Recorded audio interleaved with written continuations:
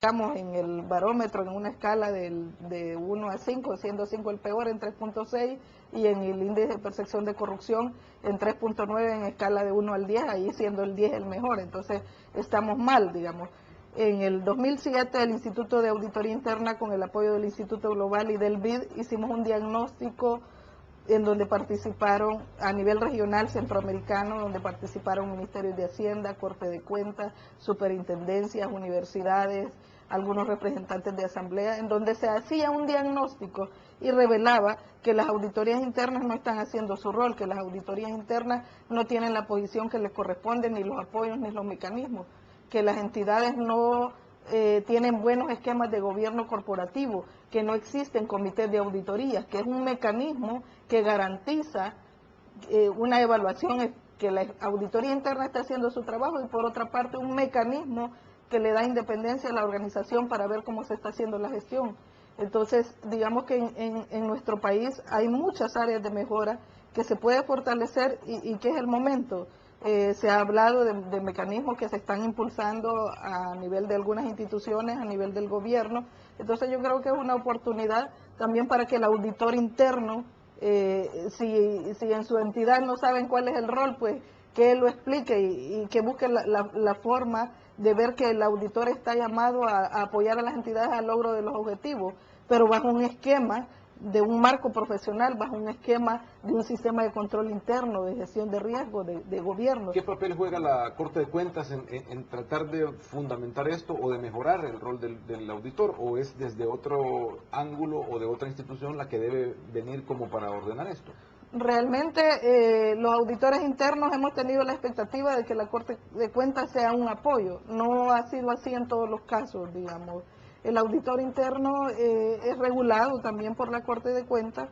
Las mismas normas de la Corte de Cuentas exigen una evaluación externa de calidad porque esto es también un estándar internacional. Sin embargo, esa evaluación de externa hasta la fecha no se ha hecho. Entonces, una evaluación externa es lo que me da alguna garantía o cierta verificación si el trabajo se está haciendo bien. Entonces como que tenemos que migrar también a fortalecer esos procesos y al margen de que la Corte lo haga o no, o sea, como entidad, cómo me garantizo que mi auditoría interna es efectiva, qué mecanismos le estoy dando y por qué no someterla a una evaluación bajo los estándares internacionales emitidos por el mismo instituto, o sea, que da los parámetros, hace una verificación de cómo está rindiendo los informes, si está generando valor. O sea, cómo es su independencia, si es objetiva, si está haciendo su programa bajo una normativa, bajo un proceso sistemático. Entonces, digamos que hay mucho que fortalecer al interior de las instituciones, e inclusive las instituciones con el apoyo de auditoría y de otras unidades pueden establecer un diagnóstico de cómo están los procesos. Usted mencionaba los procesos. ¿Qué sucede en las organizaciones públicas? De todos es conocido que todos quisiéramos que los tiempos de respuesta fuesen más ágiles, que no hubiese, muchas veces la gente tiene necesidades y por la misma necesidad hasta tiene que pagar lo que no debe cuando hay corrupción. Entonces, ¿qué pasa? Se deberían de revisar los procesos. Los procesos muchas veces se confunden que el control interno entre más pasos tiene es mejor y eso no es verdad. O sea, el sistema de control interno está llamado también a dar eficiencia, economía, efectividad. Entonces, es una buena oportunidad para revisar los procesos y garantizar la eficiencia. Es decir, tiene que ver esto con rendición de cuentas. Definamos tiempos de respuesta de los servicios, de las funciones que da cada entidad y revelemos información. No solo ver los ingresos y gastos, que es hasta ahora donde hemos puesto la atención. Sí, y ese es un punto bien relevante. La auditoría interna no es financiera. La auditoría interna debe ir más allá, a la gestión, a la rendición de cuentas. Las entidades a su vez deben mejorar los mecanismos de rendición de cuentas y no esperar a que salga la ley de acceso a la información, excelente que se dé la ley, pero en este momento ya comenzar a colocar los buzones en sus sitios, en donde puedan generar estadísticas, qué me están demandando, qué estoy respondiendo, cuántas peticiones he recibido, cuántas estoy atendiendo y definir mejores indicadores de gestión, porque podemos tener un balance scorecard o un esquema de indicadores con un sistema sofisticado, pero si los indicadores no se definen bien, no le dan a la población, miren, así estoy gestionando yo mis recursos, pues no es muy útil. Quiero ni profundizar muy claro. sobre eso, vamos a hacer una pausa Okay. y digo sobre el tema de la eficiencia, porque hablamos de presupuesto, ¿no? Necesito X cantidad de millones para hacer este trabajo, pero al final no hay una relación entre si se usó bien, si tiene calidad lo que se hizo, etcétera. Profundizar sobre eso desde la visión de la auditoría interna. Mayra Andrade de Munguía, presidenta honoraria del Instituto de Auditoría Interna de El Salvador, nuestra invitada esta mañana. Ya volvemos.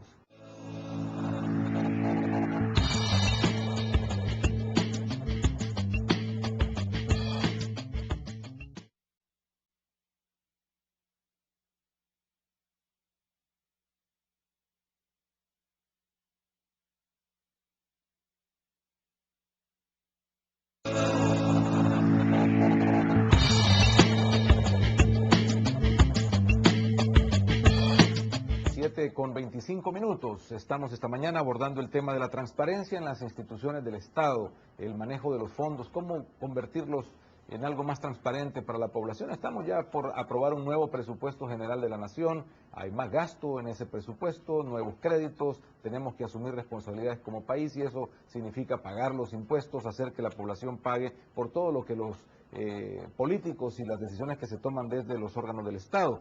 Mayra Andrade de Munguía, presidenta honoraria del Instituto de Auditoría Interna de El Salvador, está con nosotros dándonos una visión desde los auditores internos de lo que pasa en este tema, de cómo convertir en algo más transparente la gestión pública.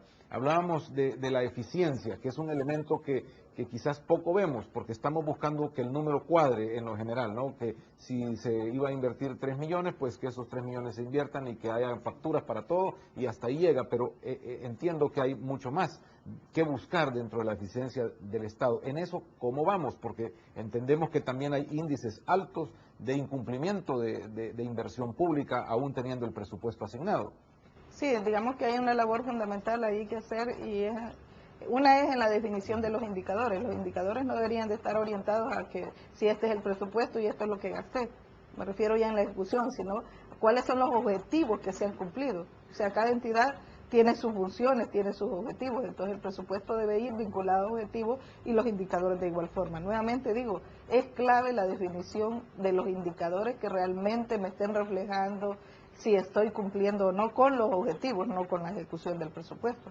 Es decir, que debe ir más allá, ver si esos procesos son eficientes. Porque ver si nos estamos conformando con confrontar gastos. Sí, es decir, que debemos migrar ya que en las memorias no se refleje, gasté esto o sea, cumplí con la ejecución presupuestaria, sino más allá de una rendición de cuentas que revele en esencia, en el fondo, qué son los logros en materia de cuáles son mis funciones, hacia qué impacto tuve, es decir, que hay una mejora. Y por el lado de la auditoría interna, que también hace una auditoría de gestión, ir más allá y ver, y ir de la mano. Como decía, el auditor interno está llamado a apoyar el cumplimiento de los objetivos. ¿Cómo lo va a hacer? Viendo cómo se están aplicando los procesos, viendo cómo está aplicando la normativa, viendo la eficiencia o no en esos procesos. Aparte de eso, hay un tema bien interesante en este momento que ustedes lo habrán visto en los medios. La Corte de Cuentas está pidiendo a las entidades que revisen las normas de control interno. Entonces, ¿qué pasa? Mucho se ha dicho que varias entidades han hecho normas de control interno light, eso que está de moda, ¿verdad? Las hago como bastante superficial porque luego va a venir la Corte o el mismo auditor interno y me va a observar.